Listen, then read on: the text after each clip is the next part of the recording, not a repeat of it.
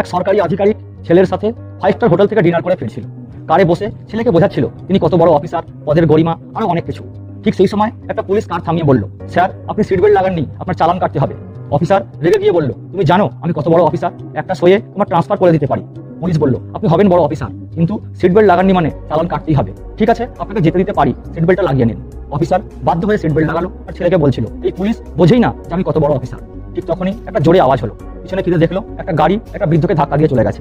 Police বৃদ্ধকে রাস্তার ধারে এনে সাহায্য চাইলো, স্যার ইনি গুরুতর আহত, আপনার গাড়ি করে হসপিটালে নিয়ে চলুন। অফিসার ছেলেকে কিছুক্ষণ চুপ থাকতে বলে বলল, আমার মা খুব অসুস্থ, আমাকে এক্ষুনি যেতে হবে। বাহানা দিয়ে অফিসার চলে গেল। আর ছোট্ট ছেলেটা মনে মনে ভাবতে লাগলো, কে বড়, আমার বাবা না ওই পুলিশ। পরের দিন নিউজ পেপারে ওই পুলিশের প্রশংসা করে ছবি ছাপা হলো। ওই পুলিশ অফিসার বৃদ্ধটাকে কোলে নিয়ে 1 কিলোমিটার দূরে হসপিটালে পৌঁছে দিয়ে তার জীবন বাঁচিয়েছে। বাচ্চা ছেলেটা ভাবতে লাগলো, আমার বাবা সেই কাজটা করলো না যেটা এত বড় পদে থেকে তারই করা উচিত ছিল।